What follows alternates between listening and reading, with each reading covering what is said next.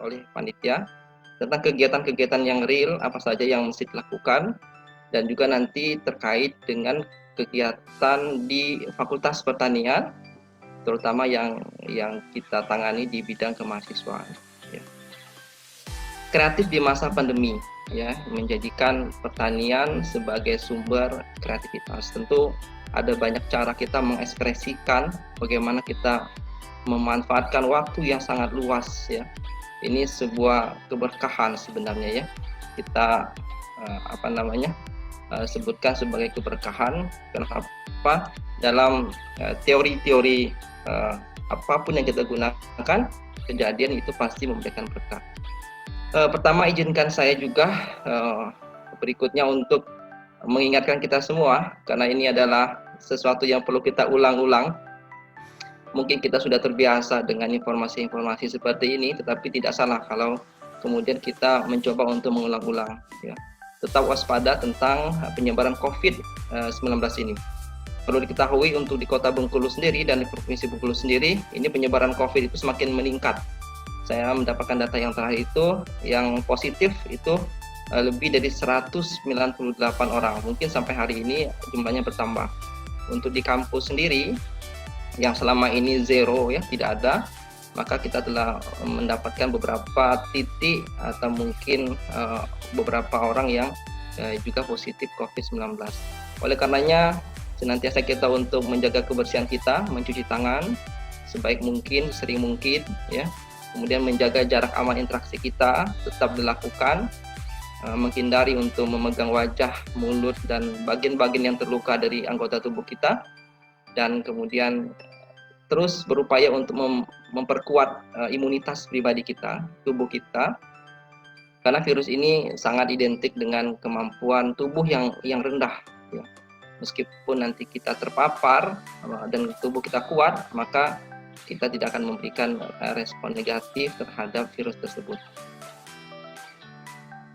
Oleh karenanya, rekan-rekan mahasiswa yang masih muda, yang masih segar ini, mohon diperhatikan bahwa dosen-dosen kita dalam usia yang rawan dan rentan. Oleh karenanya, kalau kalian nanti berkonsultasi, berbicara, berkomunikasi dengan para dosen kita untuk tetap menjaga protokoler kesehatan ini, ya. Karena mungkin bisa jadi saudara tidak akan memberikan dampak, ya, terhadap COVID itu. COVID tidak akan memberikan dampak kepada Anda, tapi dia akan menjadi sumber reservoir bagi dosen-dosen kita. Tentu kita tidak ingin orang-orang yang kita cintai ini dia terpapar dikarenakan perilaku kita yang kurang baik, ya. Rekan-rekan sekalian yang berbahagia, seperti yang tadi disampaikan oleh juga Pak Faurozi, COVID-19 ini sebenarnya sesuatu yang tidak perlu kita takuti secara berlebihan, tetapi kita pun tidak terlalu pede yang tanpa alasan, ya. Dalam kaidah-kaidah bermasyarakat, ya, selalu kita mengatakan sesuatu yang terjadi melanda siapapun umat ini, manusia ini, ya, itu adalah sesuatu berkah, ya, blessing in disguise, ya. Artinya keberkahan yang selalu akan muncul di balik musibah-musibah besar itu. Tinggal kita bagaimana cara menanganinya, ya. Oleh karenanya, kalau kita selalu takut berlebihan dengan COVID ini, itu akan mematikan imajinasi dan kreativitas tentu. Oleh karena itu, waspada adalah cara yang paling baik ketika kita ditemukan dengan musibah-musibah seperti ini. Nah, orang-orang yang kreatif itu selalu menjadikan kondisi-kondisi yang menimpa dirinya sebagai sumber kreativitas yang berikutnya. Kita masih ingat bagaimana kemudian dahulu orang-orang yang berjualan masker itu sangat sulit untuk mendapat omset yang besar di Kota Bengkulu ini, ya. Kalau di Jakarta, kota besar, mungkin mereka bisa menjual dengan mudah, tetapi di Kota Bengkulu ini hampir tidak ada yang menggunakan masker. Tapi sekarang bisnis ratusan juta itu justru berasal dari masker ini. Nah, mereka yang mengambil peluang-peluang seperti ini sebagai sumber kreativitas, sebagai suatu keberkahan tersendiri bagi mereka, ini adalah perilaku yang baik. Positive thinking ini juga merupakan hal lain yang perlu kita asah setiap munculnya kejadian-kejadian yang luar biasa, ya, sebagai sumber ide dan semangat, ya. musibah sekalipun yang mungkin melanda diri kita, keluarga kita, tak kala kita menjadikannya sebagai negative thinking, itu akan menguras energi kita bersama dan kita berada dalam kemurungan yang panjang. Ya, kita menyesali apa yang telah diturunkan Tuhan kepada kita. Penyesalan itu kita renungi, kita rasapi sebagai nasib yang tidak bisa dirubah. Nah, hal-hal seperti ini nanti akan menguras energi dan bahkan akan menurunkan imunitas. Ya, jangankan kita akan kuat dan kreatif, justru dengan kondisi yang seperti ini membuat kita menjadi takut. Ya. Orang tua kita yang mungkin pekerjaannya terhambat dengan COVID ini, produksi ekonomi, kemudian kegiatan-kegiatan bisnis orang tua kita mungkin sangat terdampak dengan ini, itu tentu akan mempengaruhi juga roda perekonomian kita secara tidak langsung dan langsung. Tetapi lagi-lagi kita diminta untuk berpositive thinking. Ya. Nah, kemudian yang terakhir ini yang perlu juga kita pahami dalam konsekuensi orang-orang yang beriman, orang-orang yang beragama, ya, maka ada dua kriteria yang mesti kita pegang, bahwa orang-orang yang beriman, orang-orang yang beragama itu ketika Tuhan memberikan sebuah keberkahan, nikmat yang besar kepada kita, maka tentu kita akan bersyukur. Ya, itu tipikal atau karakter yang baik dari seseorang yang beragama, ya kan. Kemudian ketika Tuhan memberikan suatu cobaan dan musibah, maka tidak lain kecuali kita harus bersabar. Nah, kata-kata sabar ini mengandung makna adanya positive thinking dan kemudian ada makna keberkahan di setiap musibah-musibah yang muncul itu sendiri.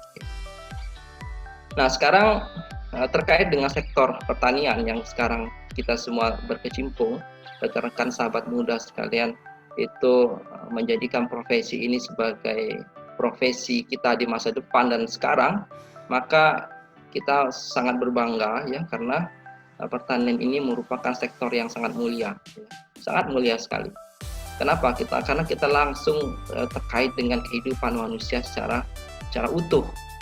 Selain mengandung nilai-nilai ekonomi ya, di mana produk-produk pertanian itu mendominasi sektor-sektor ekonomi yang lain, dan bahkan sekarang hanya di produk ekonomi, di produk pertanian ini saja yang belum bisa dilakukan artifisial, ya, melakukan rekayasa, duplikasi sebagai pengganti produk-produk itu.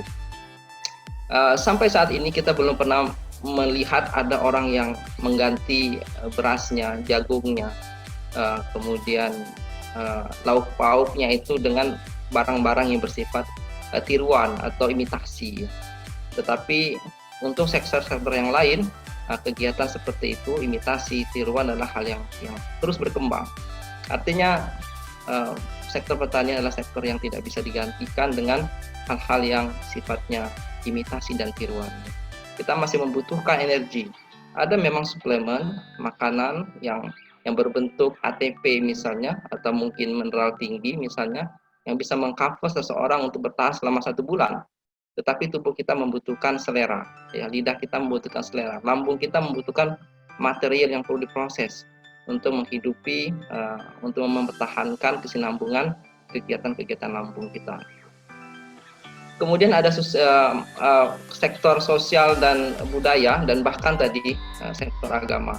Ketika seseorang petani atau seorang memproduksi barang, ya, memproduksi barang pertanian, produk pertanian, dan kemudian produk pertanian itu dikonsumsi oleh orang lain, ya kan, dan orang tersebut mendapatkan perolehan energi dari produk tersebut, dan dia melakukan kebaikan, maka ada tambahan plus bagi kita seorang produsen itu untuk mendapatkan manfaat, mendapatkan pahala, gitu ya.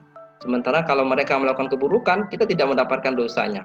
Nah, ini konsekuensi yang sangat mulia, yang sangat logis dari sektor pertanian. Oleh karenanya, kita berbahagia sekali kalau kemudian kita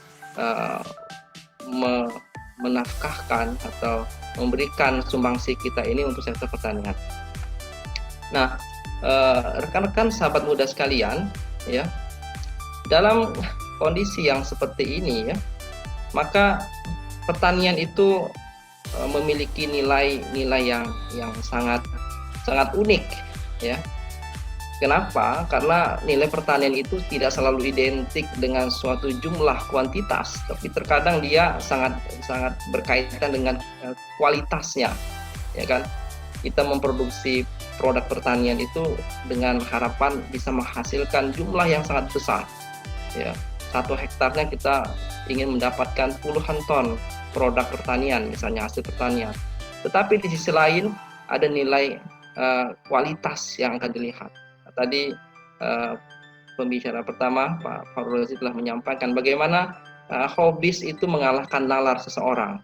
Ya, hobis itu terkait dengan kualitas, ya, bukan kuantitasnya, tapi kualitasnya. Sayur mayur, hortikultura, buah segala macam itu kita beli dari pasar itu. Terkadang kita ingin melihat bentuknya yang bersih, yang mulus, yang tidak rusak, tidak terkontaminasi dengan bahan-bahan saprodi pertanian di lahan misalnya, atau dari bentuknya yang unik segala macam. Nah, inilah keunikan dari produk-produk pertanian, dan itu tidak bisa kita temui di produk-produk lainnya, ya. Dan kemudian yang berikutnya, keunikan nilai-nilai ini bisa kita lihat dari kreativitas nafkah, ya, atau dana yang perlu kita investasikan ke situ. Kita bersyukur awalnya aku galau. Ya, kita bersyukur kita telah kita hidup di daerah yang kaya akan alam, yang kita bisa bercocok tanam sepanjang tahun gitu, tidak terkendala dengan iklim. Dan bahkan kalau kita keluar dari tempat tinggal kita, maka kita sudah melihat betapa banyaknya tanaman-tanaman, tumbuhan-tumbuhan yang itu merupakan modal yang bisa kita gunakan. Kita tidak mengerti, ya, dahulu itu pohon sungkai itu adalah pohon yang mengganggu bagi kita semua, tapi sekarang sungkai itu dicari sebagai obat COVID, ya. Kemudian kita tidak melihat dulu ada gulma-gulma yang berada di sekitar rumah kita yang kita selalu potong, kita selalu tebas, ya. Dan sekarang kita taruh di dalam pot, di dalam polybag, dan kita bisa menjualnya dengan harga yang cukup mahal, ya, karena ada nilai-nilai ekonomis yang didapatkan dari kondisi seperti ini. Nah, rekan-rekan sekalian, oleh karenanya kalau kita ingin berbicara tentang kreativitas, maka kalau ada yang mengatakan kita membutuhkan modal, maka sesungguhnya mereka salah dalam memahami kreativitas, ya. Karena sesungguhnya kreativitas itu terkadang tidak membutuhkan modal, ya, hanya membutuhkan keberanian dan imajinasi, ya. Rekan-rekan sekalian yang berbahagia, mohon diingatkan saya waktunya nanti, ya, saya tidak mencatat tadi mulai jam berapa nih. Nah, bagaimana cara kita menemukan ide, ya, cara kita menemukan ini yang menjadi permasalahan awal tatkala kita berbicara dengan rekan-rekan sahabat muda pertanian, ya. Sulit untuk menemukan ide. Terkadang begitu banyak lomba, begitu banyak kompetisi, begitu banyak tawaran-tawaran bantuan dana, bantuan pembinaan segala macam itu diberikan kepada rekan-rekan muda pertanian, tetapi sedikit sekali mereka yang ingin terlibat dalam kegiatan-kegiatan itu. Saya sering bertanya dengan teman-teman di mahasiswa, dan rata-rata mereka mengatakan belum punya ide.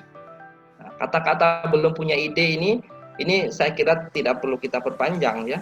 Kenapa? Karena ide itu sifatnya tidak individu, ya. Kalian, ya, kita semua, ya, itu tidak selalu identik ide itu dari internal kita, ya.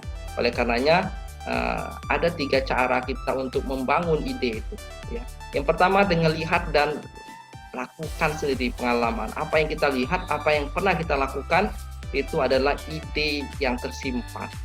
Oleh karenanya jangan ragu ketika kita ingin mencoba sesuatu meskipun itu gagal nanti. Meskipun kita tidak akan menang dalam perlombaan itu, tapi setidaknya kita telah mencoba, dan mencoba itu adalah pengalaman yang paling berharga. Kita tidak akan lupa dengan pengalaman-pengalaman yang monumental seperti itu. Pertama kali ikut lomba dan kalah, pertama kali ikut lomba dan menang, pertama kali ikut lomba dan digugurkan oleh panitia misalnya. Itu merupakan suatu ide yang tersimpan yang nanti bisa kita panggil kembali ketika dibutuhkan di suatu saat, ya. Kemudian baca dan dengar dan bertanya, ya. Baca dan dengar dan bertanya. Saya akan mungkin sedikit perjelas terkait dengan masalah ini. Jadi lihat dan alami itu sesuatu yang mencoba langsung ya, yang sering kali kita lakukan. Coba terus gitu. Sehingga nanti ada momen saya yakin kita akan menjadi sang juaranya. Ya. Karena sangat sedikit orang yang sekali mencoba dia akan menjadi pemenang ya. Kalau ada yang seperti itu yang disebut dengan nasib ya. Itu yang saya kira disebut dengan kemujuran, mujur untung itu terjadi di situ. Tapi prestasi yang sesungguhnya itulah ketika kita lihat dan kita lakukan, kita coba, dan kemudian nanti kita menjadi orang yang ahli di situ. Beberapa waktu yang lalu kita mungkin masih ingat kita mengundang banyak pembicara sukses di bidang hidroponik, dan sangat bisa kita katakan ya, mereka menjadi pelaku bisnis hidroponik itu bukan dikenakan bidangnya, tetapi dikenakan coba dan dia menjadi ahli di bidangnya. Karena bidangnya bukan hidroponik, bukan agronomis, bukan agroekoteknologi, tetapi bukan juga proteksi tanaman ya, tetapi bidangnya adalah penyuluh, gitu kan. Nah, penyuluh itu tentu ilmunya bukan berasal dari bagaimana cara membudidayakan di awal bidangnya, tetapi bagaimana mereka mendampingi. Tapi karena dia mencoba, dan akhirnya mereka menjadi praktisi yang mumpuni. Ya. Nah, kemudian baca dan dengar. Membaca saat ini sangat mudah dilakukan, karena membaca itu tidak selalu identik dengan media cetak, buku-buku, referensi yang kita dapatkan.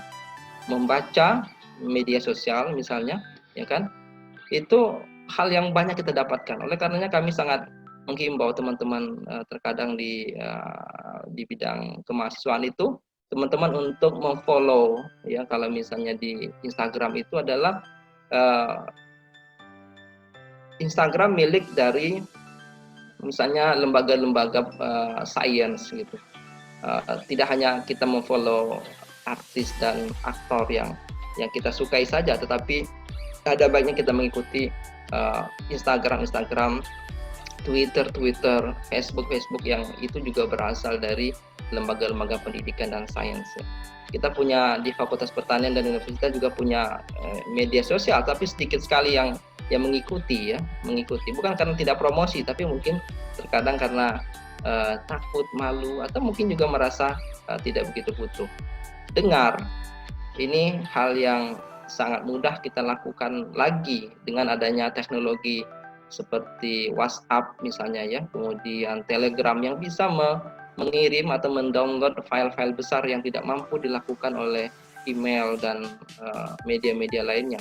Sekarang kita sangat mudah untuk melakukan itu, dan kita bisa membersihkannya dengan baik. Apalagi di kampus sekarang ini konektivitas internet itu hampir dikatakan seluruh bagian kampus itu terkoneksi dengan internet secara baik ya. Wifi yang tersedia, dan bahkan di luar kampus pun, di tembok-tembok luar kampus itu kita sering melihat banyak masyarakat luas yang ikut menikmati karena limpahan jaringan yang sangat tinggi ini. Oleh karenanya rekan-rekan sekalian, jangan sampai kita kehilangan momen kita untuk mendapatkan ide-ide kreativitas itu dari apa yang telah kita miliki, apa yang telah kampus siapkan untuk kita semua. Nah, yang terakhir ini yang seringkali kita salah kaprah ya, bertanya ya. Kita malas bertanya, tetapi juga ada yang banyak bertanya ya. Nah, bertanya itu ada kaidahnya juga gitu. Kalau kita bertanya dengan hal-hal yang sudah jelas, itu namanya malas ya. Tapi ketika kita bertanya untuk meyakinkan dan mencari informasi lebih luas, itu namanya inspiratif ya. Kita seringkali mengumumkan pengumuman itu ya, itu udah jelas di bold tebal gitu, tidak dibutuhkan, tanggalnya segini, tapi ditanyakan ulang lagi gitu, Pak, butuh nggak? Nah, gitu ya. Nah, seperti itu saya kira sesuatu yang perlu kita kita perhatikan juga ya. Bertanya itu usahakan untuk mencari lebih awal, tapi kemudian ketika kita tidak menemukan itu, maka usahakanlah untuk bertanya kepada sumbernya ya. Nah, terkadang rasa malu itu berlebihan ya yang kita miliki, sehingga itu bisa mematikan kesempatan kita untuk mengetahui hal yang lebih banyak secara cepat. Orang-orang yang menguasai informasi lebih awal dia akan menjadi pemenang. ya. Dalam pertempuran ya, itu orang-orang yang mendapatkan informasi lebih awal dia akan menguasai medan dan memenangkan pertempuran. Begitupun dengan kita, mahasiswa yang menguasai informasi lebih awal ya, maka dia bisa menguasai medan-medan pendidikannya ya. Dan bertanya ini masih lemah kita terkait dengan masalah ilmu pengetahuan. Dan kita bisa lihat ketika di perkuliahan itu, ketika diberikan kesempatan kepada mahasiswa untuk bertanya, maka sangat sedikit sekali yang akan bertanya. Dan justru ketika selesai perkuliahan itu mahasiswa akan heboh mengatakan saya tidak paham, saya tidak mengerti. Nah, kenapa tidak saudara tanyakan ketika perkuliahan berlangsung?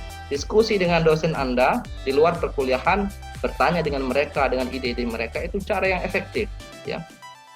Kita di Fakultas Pertanian memiliki banyak profesor, banyak calon profesor, banyak para doktor, banyak calon para doktor, orang-orang yang memiliki pengetahuan yang luas terkait dengan bidangnya masing-masing. Kalian bisa searching di di website Universitas Bengkulu tuh This is Info namanya ya. Nanti akan mengetahui apa kegiatan-kegiatan dosen kita, apa bidang-bidangnya. Ajak mereka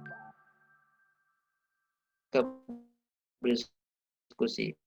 Buka ruang-ruang yang besar agar ide-ide yang mereka miliki itu akan kita dapatkan juga. Ya, jangan sampai pakai teknologinya itu secara pribadi ya.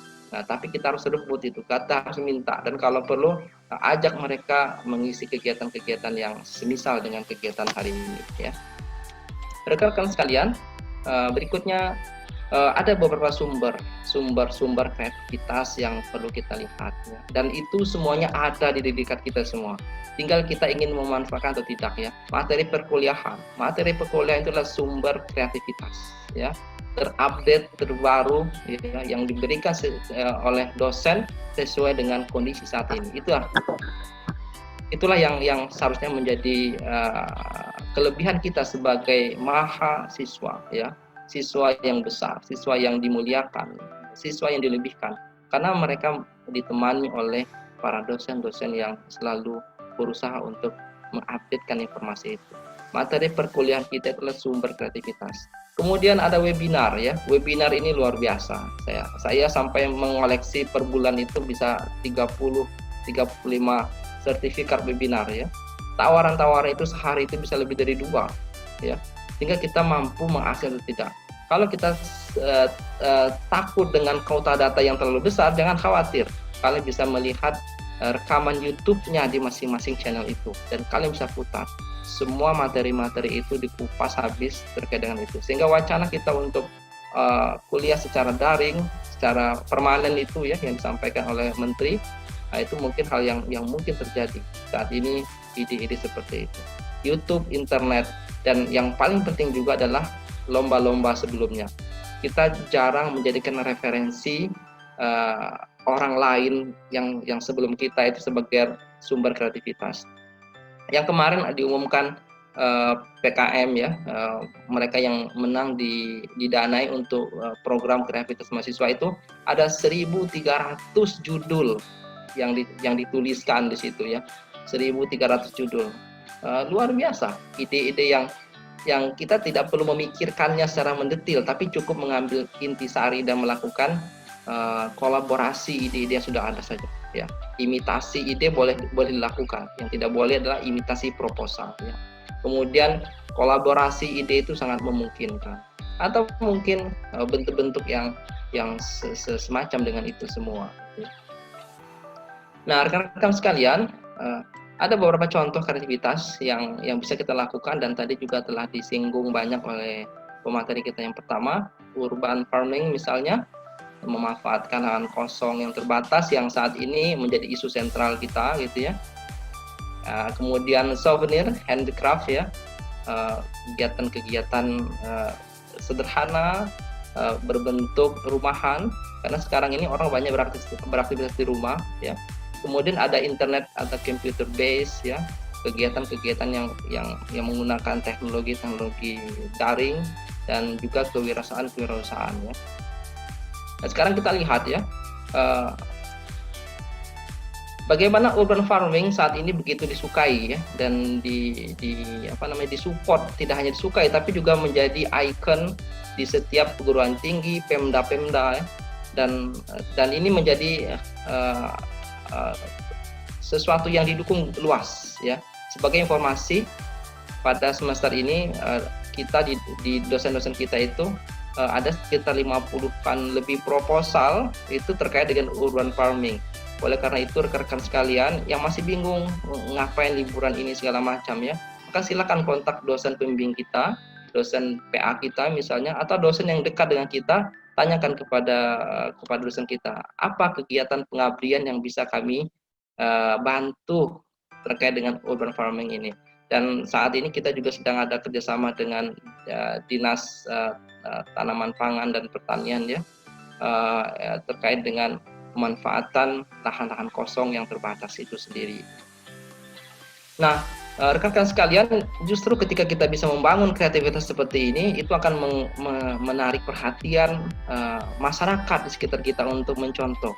Dan kita tidak bisa membayangkan kalau misalnya mereka mencontoh dan semuanya mencontoh, berapa manfaatnya kita dapatkan, berapa energi yang telah kita sumbangkan itu memberikan energi yang besar lagi kepada mereka lipat gandakan lagi untuk menyebarkan. Dalam konteks religi tadi dikatakan bahwa kita mendapatkan pahala yang berlipat-lipat, tapi yang lebih dari itu juga yang bisa kita lihat saat ini adalah kita memberikan sebuah solusi bagi mereka di tengah krisis perekonomian yang katanya Indonesia memasuki negara resesi, yang itu membutuhkan kedaulatan pangan dari orang-orang yang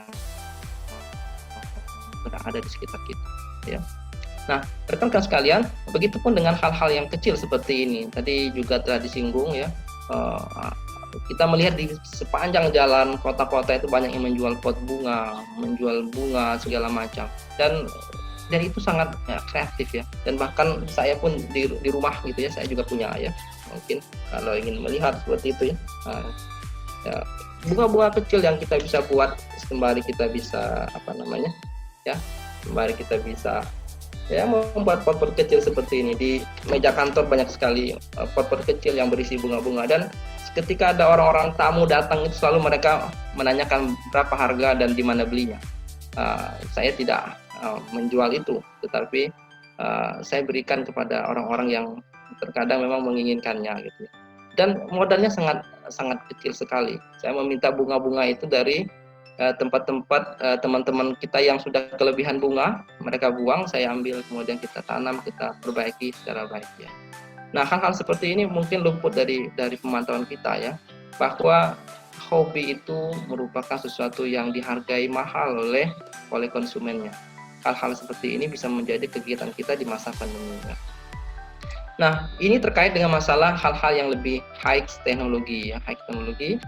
Nah, rekan-rekan sekalian, saya melihat ada beberapa rekan kita itu yang dia sibuk membuat semacam video tutorial kecil gitu ya, yang durasinya 3-5 menit. Kemudian mereka membuat poster-poster, mereka membuat semacam karya-karya yang berbasiskan kepada komputer dan internet ya.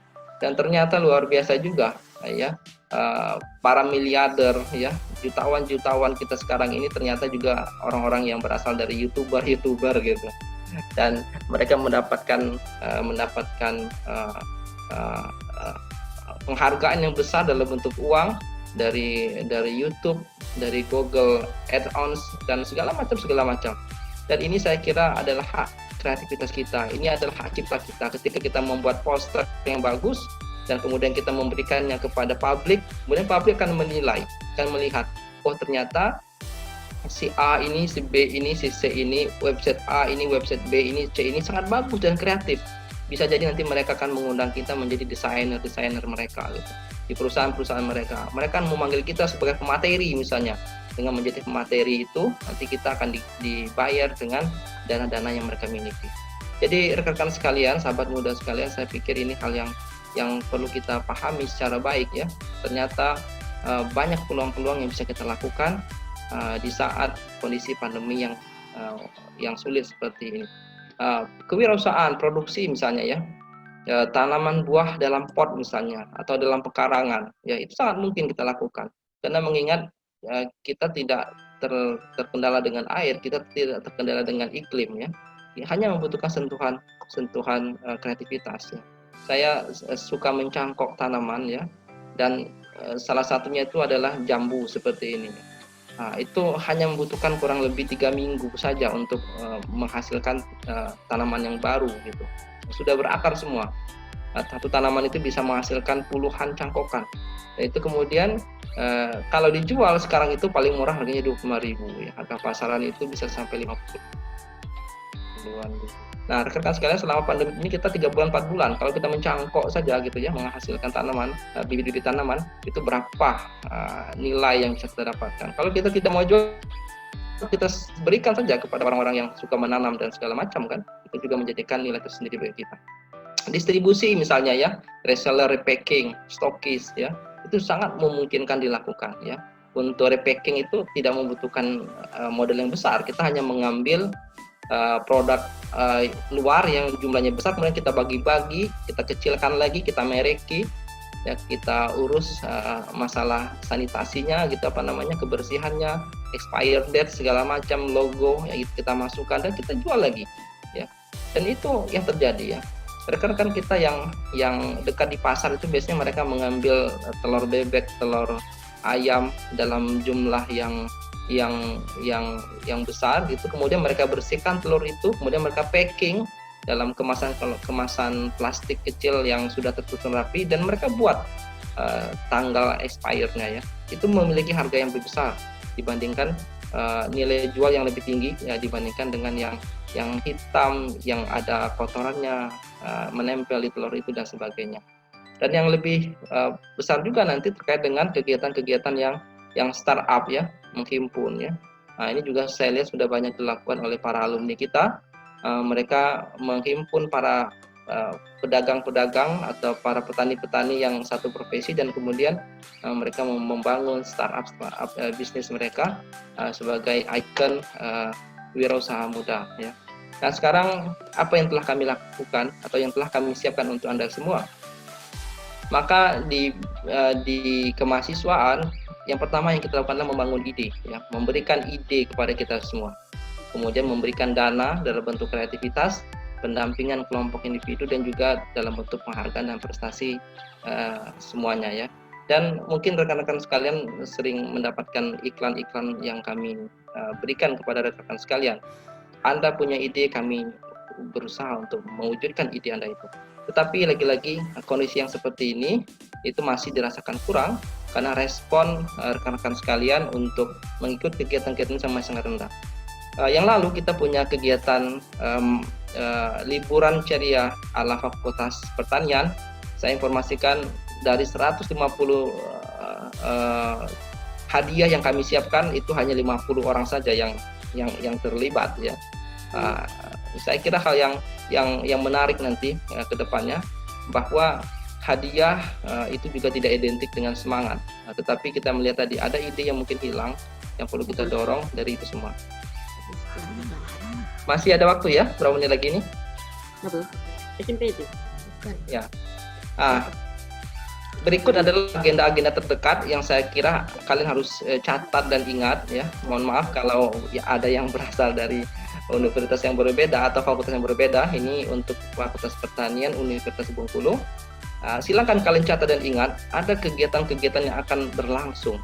Dan saya kira sangat sedikit di antara kita yang menanyakan hal-hal seperti ini. Harusnya kalian tanyakan, apa program 1 bulan ke depan, 2 bulan ke depan, 3 bulan ke depan, 4 bulan ke depan yang bisa kami akses, misalnya gitu ya.